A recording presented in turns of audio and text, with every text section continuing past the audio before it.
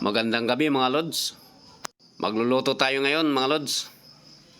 Sa nakuha nating mga shell sa tabing dagat mga lods. Marami tayong nakuha ng mga shell sa tabing dagat mga lods. Tara mga lods, hugasan na natin na ating shell na nakuha. Ayun mga lods, sinugasan na natin.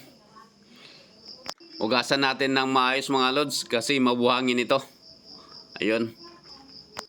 Kailangan natin ulit-ulitin paghugas mga lods kasi mabuhangin talaga.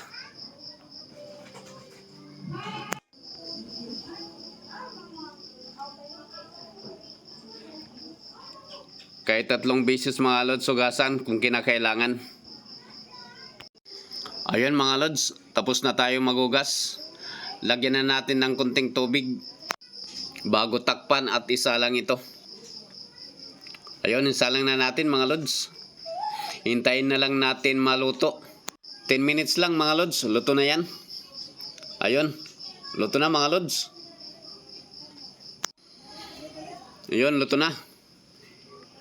Ibubuhos na natin mga lods para lumamig. Ayun. Pag malamig na mga lods, tatanggalan na natin ng kinain nila mga lods. Kasi buhangin ang mga kinain nila mga lods. Ayan mga lods, tinatanggalan na natin. At pagkatapos natin maglinis, lulutuin na natin mga lods. Ayan o, dami pa. Marami tayong nakuha mga shells mga lods. Ayan.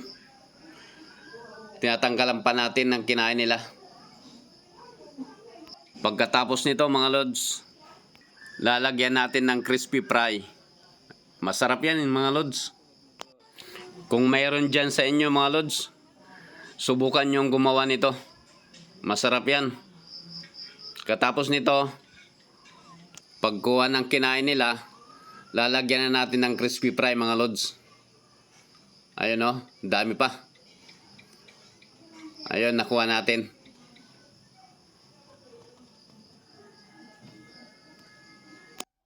Maraming salamat nga pala mga lods sa panonood nyo ng mga content ko. Sana mga lods, hindi kayo magsawa sa panonood ng mga content ko. Sa mga followers ko, maraming salamat po. At non-followers ko, maraming salamat po sa inyong lahat. Sana hindi kayo magsawa sa panonood ng mga content na ginagawa natin. Ayan mga lods, tuloy na natin yung pagtanggal ng mga kinain ng mga shell. Pagkatapos nito, lulutuin agad natin para makakain na tayo mga lods. Ayun, malapit na matapos mga lods.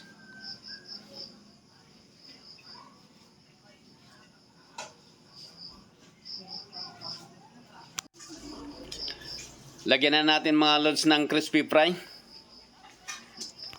At haluin na natin mga lods. Haluin natin ng mga higi. Ayun mga lods. Tapos na tayo maglagay ng crispy fry. Lagyan din natin ng kunting magic sarap. Ayun. At haluin na natin. At pagkatapos ito, prituin na natin mga lods. Yan, haluin muna natin. Para manuot ang lasa mga lods. Ayun.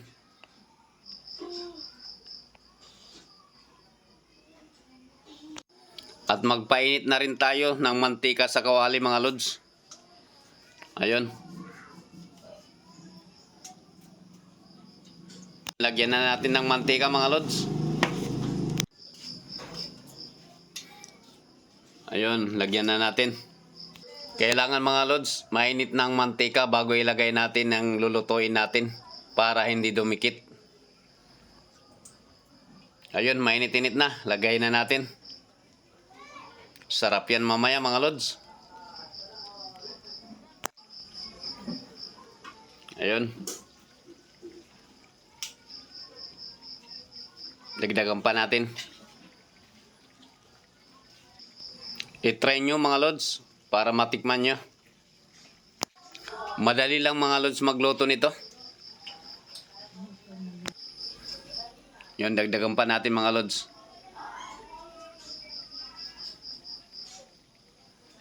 Ilang minuto lang to, luto na agad.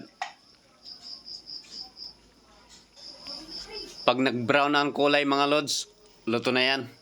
Ayun, luto na. Baliktarin lang natin. Yun sa kabila. Maganda sana ito mga lods kung deep fry. Ayan mga lods, malapit na maluto.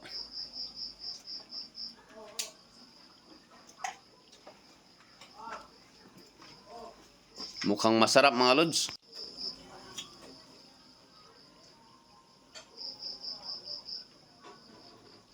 Hanguin na natin mga lods. Luto na. At maya maya, titikman na natin. Pagkatapos nito mga lods, maghango natin. May isa pang batch na lulutuin natin.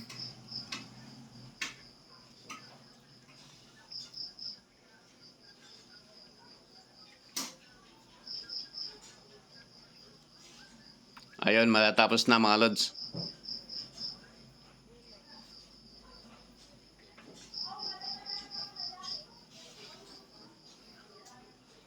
Ilagay na naman natin na yung pangalawang batch.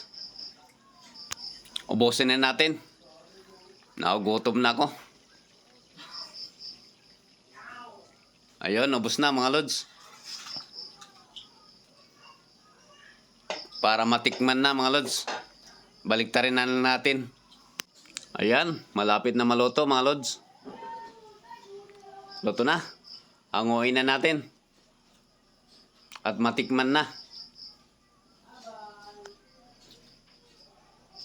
Wow.